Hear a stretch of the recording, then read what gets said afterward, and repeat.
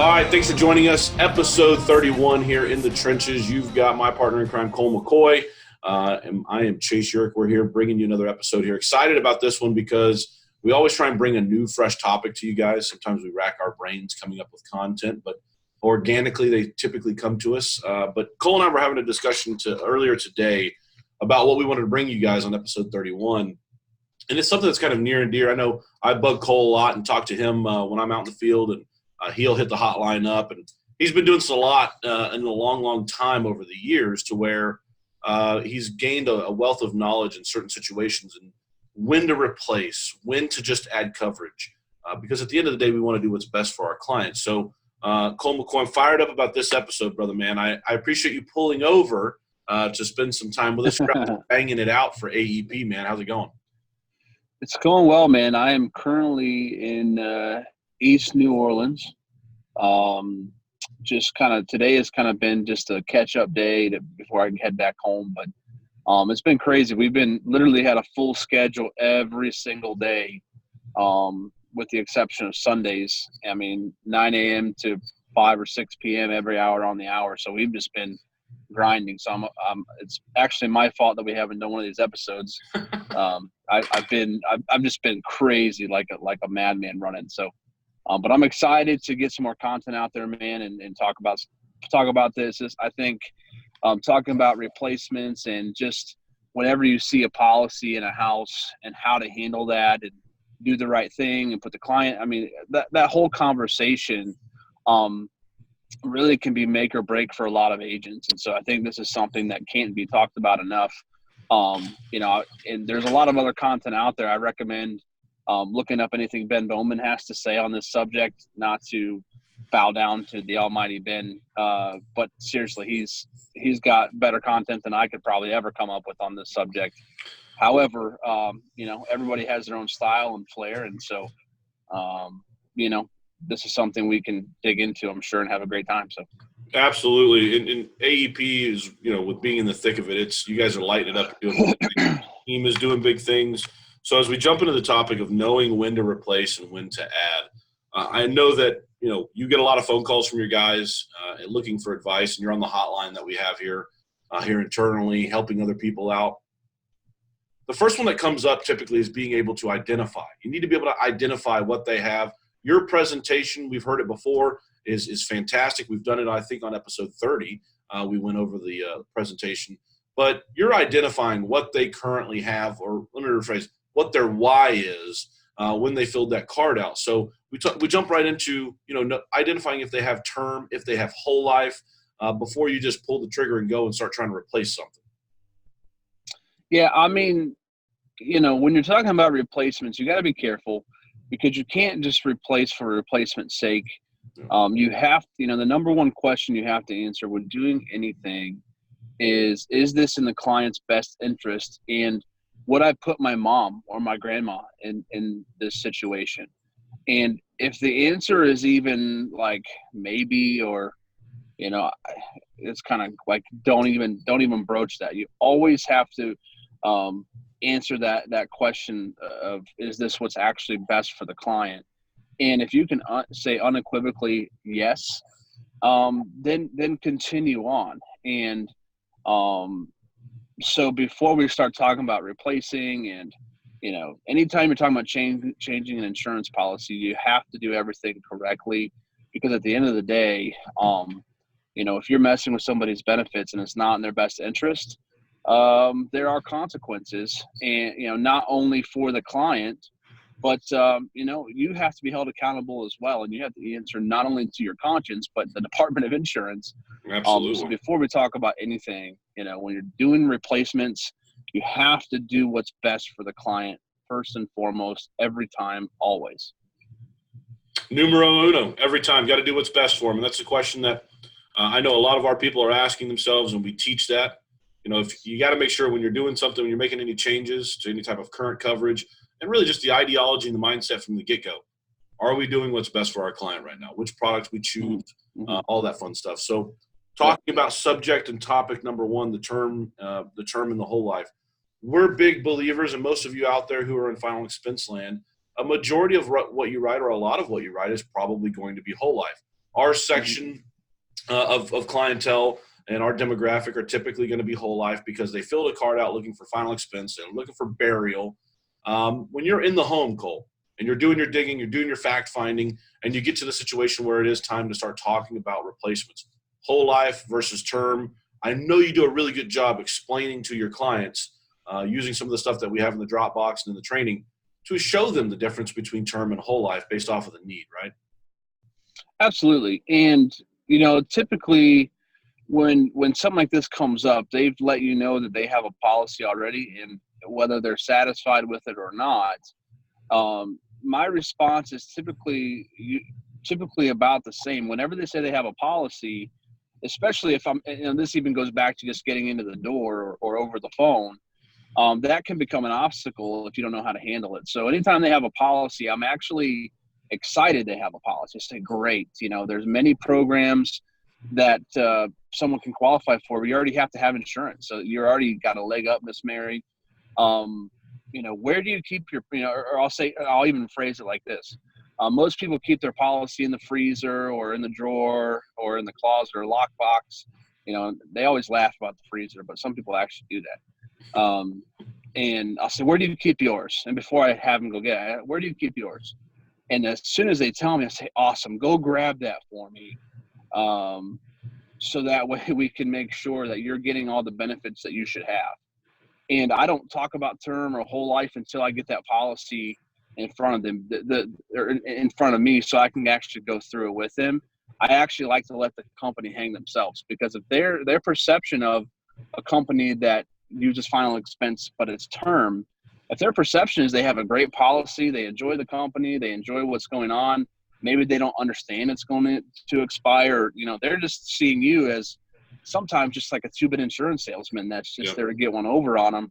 Let them see for themselves. So if you can get them to get that policy, there's so much power there, because you can let the insurance company actually be the bearer of bad news. And now you're coming into a situation where you're actually the knight in shining armor, or, you know, the hero. So I want to stop you right there. Handle it that way. I want to stop you right there because I've seen you do this before, and you touched on it at the very beginning here. And I think you kind of opened my eyes a little bit to it, and you are so good at this, and it's something so simple, but in my opinion, I've seen it kind of pay dividends. You congratulate the people you see when they tell you that they have coverage. You tell them, you know, I'm very happy to hear that. I've seen you congratulate people, and that means something. You have to. Yeah, because, you know, they've made a responsible decision to protect their loved ones in the most difficult time possibly in their lives.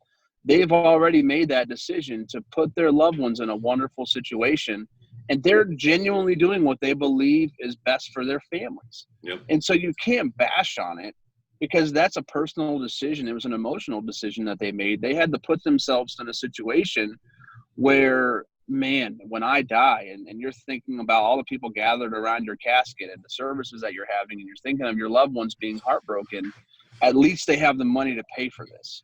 Yep. And if someone has put themselves in that situation, it doesn't matter if they have the most expensive expiring policy of all time. Their perception of that is that it's there when their families need it the most. You have to step into that with them in that very human, broken moment of pain and suffering, and be like, congratulations, I want to honor you for doing this for your family, because this is one of the hardest things that they're going to have to do, and you made a decision that would at least alleviate the financial pressure of handling this. Yep. And so, like, this taking a step back and just, you know, it's not a sales thing at a human level. Yeah. It's just saying, man, I appreciate that you had the forethought to step in and help your family. That's so important. Yeah. You said the word celebrating earlier. That's exactly what I've seen you do, and I know you do it regularly. Now going into what you were just getting at, which was before you get the policy. You don't want to talk negatively. You don't want to go into anything until you get the policy. This is another thing that I've seen you do that I always kind of took some tremendous amount of value away from, which is you don't make the client feel dumb. You don't make them feel stupid. You don't make them feel like they made a bad choice. If they did, in fact, go with a term policy and it's going to expire, you're like, yeah, this was a bad decision, man. This thing's going to blow up on you. You've never done that. Explain to us how you go about it when you do discover that the policy is really not the best fit for them. Well, I made a lot of mistakes first and had folks that I was turning off the way I was talking about things. Yeah. And I realized that I was that bad insurance salesman that we've talked about that is just there to make a sale. You know, we've all been in those desperate places before where we need a sale to pay a bill, right? Yeah. And so, so when I see a policy, I'd be like, awesome. And in fact, I actually like to learn about the companies and where they came from. You know, hey, this company's been around since 1954. They're out of Wichita, Kansas, and they help a lot of seniors. These guys have they have niches that serve the senior market, and a lot of times they're a really, really good fit for folks. I just want to review this with you, Miss Mary, to make sure that all the beneficiaries' names are spelled correctly, that everything was filled out right, and so that way when the time comes for your family to make a claim, they don't have to file any extra paperwork. It'll be very easy. And you just start going over the policy, and I literally say, okay, so your daughter, Miss Meredith, okay, that's spelled correctly, perfect. And I would even peruse over the health questions. You'll know sometimes that people have health issues, and you say, okay, especially if the policy is within the last 2 years. Okay, so you had no health issues, like you didn't have any heart attacks or strokes or cancer or diabetes or anything. And if they say, oh yeah, I've had this and this and this and this happen, and what you'll find on these policies with, I'm definitely not going to throw any companies under the bus. There's a lot of really good companies out there, but sometimes you get bad apples where agents lie on the application. And so, for instance, if with certain companies and if someone has a blood thinner, they're modified, or if they have COPD, they're modified, which means you have a 2-year waiting period. The price is very expensive. That's just how a certain company works. What you want to do in that situation is say, well, you do take a blood thinner, right?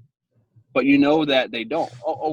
Oh, you told them you took it. So what happens is now you're looking at, well, the agent said that you don't take this, or the agent said that you don't have this condition, but you do, right? Oh my gosh, I'm so sorry. Do you know what happens if something happens to you? And they're like, no. Well, if this is an untruthful application or whatever, you can say it however you want, but the reality is you have this condition, but it's marked on here that you don't. This policy won't pay when you pass. And so you just go through the application, and if everything's kosher and everything's good, you're good. But there are times which unfortunately more often than not, where something gets clean sheeted and you help uncover it and that person is actually grateful. Well, I don't want a policy that's not going to pay. Awesome, Miss Mary. Well, that's why I'm here. Let's get this figured out for you. I'm going to fight for you and see who's going to get you a great deal on this.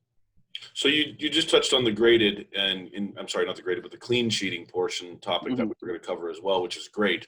You've seen it a lot. I've seen it as well. And the clean sheeting is part of it, but then also the uncovering and letting the client know and helping them find out that they don't really have something. So we've had people before that, and I think you can testify to this, that, they think that they have 5,000, 10,000, X amount in 50,000, and it's accidental.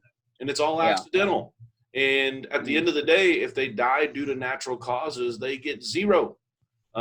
Just had this happen, right? I did. I had it happen last week, and you and I had talked about it, and it was heartbreaking to see his face because it was like, look, no worries. The good thing is that you had something in place, like you were talking about. Now let's just get you taken care of so that you have what you need in place. And it was a big deal. He's a very happy guy. He gave me a big bear hug when we left.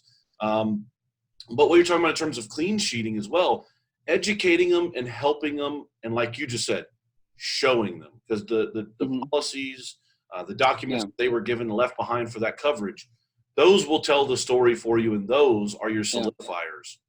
Yeah. And a couple things just on a sales note too. When you're doing this, I actually just had this conversation with one of my guys, and my advice was, especially if they already have a policy and you're helping them uncover something, you don't want to be the salesman at that point where you're across from the table and you're just they feel like you're pitching them with something. You want to get lower than them. You want to come beside them. Yep. And you're showing them symbolically that you're helping them along. You're holding their hand and helping them get across the finish line. And when you can show them that you're on their side, instead of coming across at them, come along, literally come sit beside them. If they're on the couch, come, whatever, come sit by them and literally help them through it. At that point, you're there to help them, not to change them over just because that's what insurance people do. Not because you don't represent that product. It's, wow, this person is here to help me. They've come along beside me and they're on this journey with me. Just on a sales note, when you're replacing, this is very important that they know and that they feel that you're on their side. Absolutely. I'm a big fella, and when I come sit by people and I try and get lower than them to let them know I'm here to serve them. I'm here to help them through something. Even if I'm just putting something kind of on their lap, I'll like kneel down or I'll sit beside, however that works, like just posturing yourself in a manner to serve, not to domineer over them. I think also really helps getting the client to trust you and just to feel like, man, this person, I don't really know them, but I feel like they're on my team. I think that's huge. So I know that's not necessarily in the replacement vein, but it definitely helps getting people to trust you, especially if you have their best interest at heart. That's it's huge. Yeah, and it is important, and I love the fact that you threw that out there. That's a fantastic tip. One thing that we'll go into, the last bullet point here that we have, and there's so much more I'm sure that we could cover on this one particular item. We could spend 4 hours on this, Chase, and just get through about half of it. Man, all day. We could be here all day doing this. But we've talked about finding out term and whole life. We've talked about, clean sheeting. Now, when you run into a situation, when you found out that they were put in a policy that, was graded, modified, guaranteed issue, but due to, you're a broker, you're not a one agent, one company kind of guy. How do you talk to your clientele about, showing them, hey, we have so much more available to you? Mm-hmm. Well, at the beginning of my presentation, I like to get into the agent broker explanation pretty quickly. Yep, and the reason I do this is because I need them to know that I'm on their side and that I'm different than everybody else that they've talked to. And so I'll straight up ask, I'll say, Miss Mary, has anyone ever told you the difference between an agent and a broker before? And usually they'll be like, a broker makes you go broke, or, I know I've gone over this a lot before. Yeah. And I'll say, well, an agent, they represent one insurance company. And, companies that you've heard of, and I won't say it like this, the ones that are on TV or the ones that you get through the mail or whatever. I'm what's called a broker. And what I do, Miss Mary, is I represent a lot of the companies here in Texas. And what I do is look around and I actually fight for you to make sure that you're getting the most optimal benefits for your situation. So what I'm going to do today, Miss Mary, is just make sure that you're in a great situation, that you're getting all the benefits you're supposed to have. If you already have something, and at that time I got the reason why they sent in the card also. So if they have a policy or if they don't, I kind of adjust how I say this. But I'm going to fight for you today, Miss Mary, just to make sure that you're in a better position when I leave than before I got here. Does that sound fair? And I get their buy-in at that point, then I'm going to do what's best for them. And if that means getting them a policy or whatever. We eat the lunch of our competitors with that particular pitch right there, that little presentation, that little segment. We eat the lunch of the competitors because at the end of the day, I'm not going to name any names, but if you are out there representing only one company and you're not trying to get your client the best fit, that right there lets them know we're shopping around and we're going to get you the best deal. That eats the lunch of the competition all day long. Yeah. And so that's huge. And so when we were talking, before I got into that, we were talking about, when it comes to rephrase that question again, because I kind of got us off track there. But yeah, no worries. Like, that was important. Really being able to, you solidified in the beginning, now letting them know that you're an agent, you're a broker, not just a one trick pony. You're going to then go into when you find out that they have a policy and it's a graded, it's a modified, it's a guaranteed issue. You're able to then qualify them for something that's better. Day one, immediate coverage. Yes. Okay. Yeah. So, that's where I'll go back to. So, Miss Mary, remember I told you I was a broker. We're going to fight for you. Well, the company you have, they're definitely not a bad company. They're just, their niche isn't somebody who had a heart attack 4 years ago, or their niche isn't somebody who had a blood thinner. And so, there are actually companies out there that, one, will put you in a position where you don't have this waiting period, and you show them on the policy where it doesn't pay in the first 2 years the full amount. I want to make sure that if you passed away, that they actually take into account that you have blood thinners. And if you pass away in the first 2 years, they'll still likely pay that claim for you. And on top of that, what's going to happen is you're going to get more insurance, and it's going to be less money a month. And so here's what I'm going to do. I'm just going to take a few minutes and see who I can figure out that's going to give you a great deal here. And I never say cheapest price, because cheap doesn't mean better. I'm just always saying I want to put you in a great situation. Talk about value, using companies that use Social Security billing, like we've talked about. They have maybe a nursing home waiver premium. They have accidental death on top of it. They have great customer service. They have awesome whatever that is. You want to sell the value of the company, not just the price point for coverage, because somebody is always going to have, quote unquote, a cheaper thing. But just kind of setting yourself up for that to have a solution versus just something that you're selling. I think it's huge. So absolutely, and I've seen you do it in person, and it's seamless. It's at the end of the day, segment one here. If you take something away, do what's right for your client. Do some digging. Do your due diligence. Don't cut corners. Mm-hmm. And don't put them in something that's not the best fit. So you have to be willing to walk away is the other thing too. Like, if there are times where you're not going to be able to put your client in a better situation, walk away, because if they have a need down the road, they're going to call you because you did what's best for you. You didn't try to push anything on that wasn't appropriate. At the end of the day, they filled that card out for a reason. And, if they can't afford more at that moment, you don't pressure them. Keep them where they're at. I mean, there are a lot of good companies out there. And that's okay. That you have to be willing to walk away when it's best for the client. So, absolutely. Now we're going to go to the other half of the coin. We're not looking to replace. We run into somebody who may have something in place that's not bad. We're going to start off with someone who is happy with their current policy. So now instead of looking to replace, we're now looking to add coverage, and we want to be able to identify that. So let's start off with, when you run into somebody who is happy with their current policy, you verified that it's not a term. It's not something that was clean sheeted. How do you go about talking to somebody that just tells you that, hey, I'm happy with my current policy? Yeah, I mean, well, with my presentation, like we've talked about, I get the 3 reasons up front. And if they're happy with their current policy, they just want to add a little bit more coverage, we're having that conversation. And the other coverage is there other coverage? I'm just asking. We're adding on. And, I'm still going to show them the, probably $50, $75, and $100 premium, and how much coverage that's going to get them, and let them choose what's best for them. And when that other policy becomes a roadblock, that's a lot of times where we'll look at that, and you can start looking at, the reduced paid up values, where they can get loss proof insurance, and we can do a whole call on reduced paid up. Or looking at their cash value, maybe they have a lot built up, and you can 1035 exchange it to a paid up policy.